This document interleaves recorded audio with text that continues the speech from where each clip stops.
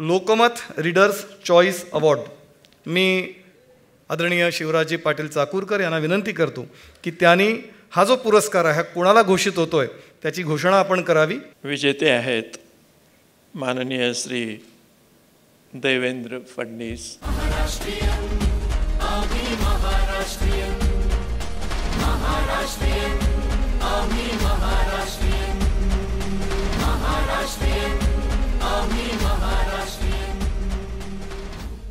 या ठिकाणी उपस्थित मंत्रिमंडळातील माझे सर्व सहकारी, विधानमंडळातील सर्व सहकारी आणि उपस्थित सर्व भगिनी आणि बंधूंनो, मी लोकमत आणि स्वर्गीय आर पाटील फाउंडेशनचं मनपूर्वक या ठिकाणी अभिनंदन करतो आणि त्यांना धन्यवाद देखील देतो की एक अत्यंत चांगला कार्यक्रम त्यांनी या ठिकाणी आयोजित केला. आपण अनेक वेळा विधानमंडळाचा दर्जा या संदर्भात चर्चा करतो आणि तो घसरतोय वगैरे अशी चिंता देखील अनेक वेळा आपण व्यक्त करतो. त्यातला काही भाग हा तथ्याचा असेल, काही भाग हा परसेप्शनचा असेल, पण मुळामध्ये विधानमंडळात कार्य करण्याकरता काही प्रोत्साहन आहे का?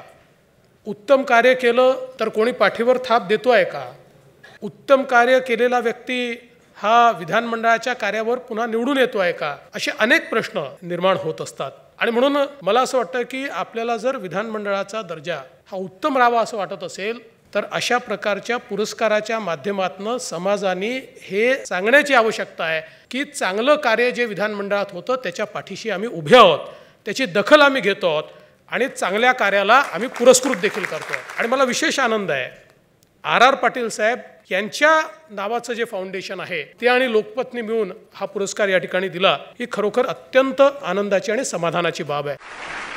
आजही या महाराष्ट्रातल्या आणि देशातल्या लोकशाहीमध्ये ही ताकद आहे की चांगल्या गोष्टींवर सगळे लोक, सत्ता पक्ष आणि विरोधी पक्ष एकत्रित येऊ शकतात आणि उत्तम कार्य या निमित्ताने करू शकतात. आणि इतके चांगले प्रगल्भ विचार या ठिकाणी व्यक्त झाले आहेत. हे विचार घेऊन आपण पुढे जाऊ. माझ्या जीवनातला किस्सा या ठिकाणी मला सांगण्याची इच्छा होते.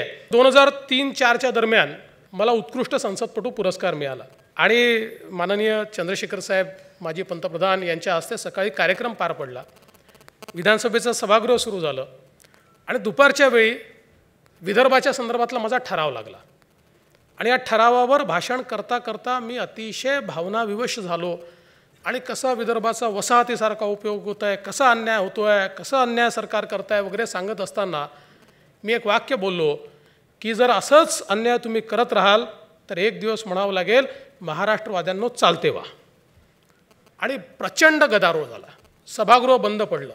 पण साहजिक आपल्याला पुरस्कार मिळतो तर दुसऱ्या दिवशी आपण पेपर उघडतो की आता उत्कृष्ट संसदपटू तेही माजी पंतप्रधानांच्या हस्ते मिळाला आहे, तर आपला फोटो बिटो नीट आला असेल, हेडलाईन बिडलाईन असेल. कुठल्याच पेपरने छापलं नव्हतं साहेब. सगळीकडे महाराष्ट्रवाद्यांनो चालते व्हा, प्रचंड गदारोळ, फडणवीस असं बोलले, फडणवीस तसं बोलले, असे रकान्याच्या रकाने होते. काही पेपरने शेवटच्या पानावर अशी छोटीशी एक न्यूज टाकली होती की उत्कृष्ट संसदपटू पुरस्कार मिळाला. फोटो तर कोणीच छापला नाही. आणि त्या दिवशी माझ्या लक्षात आलं की न्यूज व्हॅल्यू कशाला आहे. एकदा आमच्या जयंत पाटील साहेबांनी एक फार चांगलं बजेट ठेवलं आणि त्या बजेटमध्ये स्वित्झर्लंडच्या संस्थेने महाराष्ट्राचा कसा गौरव केला आहे असं एक करून त्यांनी त्या भाषणामध्ये सरकारची पाठ थोपटून घेतली. आता माझ्या डोक्यातला उगीच आपला किळा वळवला की आता स्वित्झर्लंडच्या कुठल्या तरी मोठ्या संस्थेला इतर देशांसोबत महाराष्ट्राचा विचार करायची काय म्हणजे बाबा त्याच्यात अशी हे आली. आणि म्हणून मी आपलं सवयीप्रमाणे त्याच्यात आत खोलात गेलो. मग त्यांना मेल पाठवला, त्यांच्याकडनं अहवाल मागवला. तर त्या अहवालात असं आलं की काही सरकारं थोडंसं डेव्हलपमेंटवर म्हणजे ते थांबवत आहेत किंवा ज्या वेगानं झाली पाहिजे त्या वेगानं होऊ देत नाही, तिथलं पोटेन्शियल जास्त आहे आणि त्यात महाराष्ट्राचं नाव होतं. आणि मग मी लगेच एक आपलं त्यांना मेल पाठवला की तुम्ही देशांचं केलं आणि महाराष्ट्राचं का केलं. तर त्यांनी सांगितलं की महाराष्ट्र सरकारने आम्हाला करण्याकरता म्हणजे पैसे दिले, म्हणजे आम्हाला सांगितलं की महाराष्ट्राचंही करा आणि त्यामुळे आम्ही ते केलं. आता मला तर एवढं मोठं आयुधच मिळालं. मी आपलं त्या बजेटच्या याच्यावर जोरदार घणाघाती भाषण केलं आणि मी म्हटलं आता तर जयंतराव सापडले, हे काही सुटूच शकत नाही. जयंतरावनी त्या दिवशी सांगितलं की मी उद्या उत्तर देतो आणि दुसऱ्या दिवशी उत्तर द्यायला उभे राहिले. अनेक त्या बजेटच्या याला उत्तर दिलं आणि उत्तर देता देता मग माझ्या विषयावर आले. मी आपलं खालून सवयीप्रमाणे माझ्या याला उत्तर द्या, कारण मला हे माहिती होतं की हे काय उत्तर देणार आहे. जयंतराव म्हणाले की फार त्यांनी असं सुरुवात केली आणि म्हणाले की असं आहे की ते आपले सदस्य देवेंद्र फडणवीस यांनी सगळं हे मांडलेलं आहे, फार अभ्यासू सदस्य आहेत आणि त्यांनी ते सगळं इंटरनेट वगैरे सगळा वापर केला. पण म्हणाले तुम्हाला सांगतो अलीकडच्या काळामध्ये वहिनी फार तक्रार करतात. हे रात्र इंटरनेटवरच बसलेले असतात. हे काही लक्ष कुठे यांचं लक्ष आहे काही समजतच नाही. आणि वहिनीने सांगितलं की यांना जरा इंटरनेटपासून थोडं दूर करा.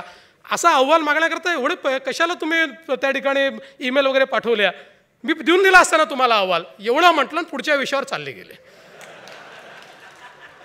आणि सभागृहात एवढं वातावरण ते असं हस्तखेळतं झालं की मी ऑब्जेक्शन नाही घेऊ शकलो. म्हणून मी पुन्हा एकदा आपलं मनपूर्वक अभिनंदन करतो, आपले आभार मानतो आणि माझे 2 शब्द संपवतो. जय हिंद, जय महाराष्ट्र.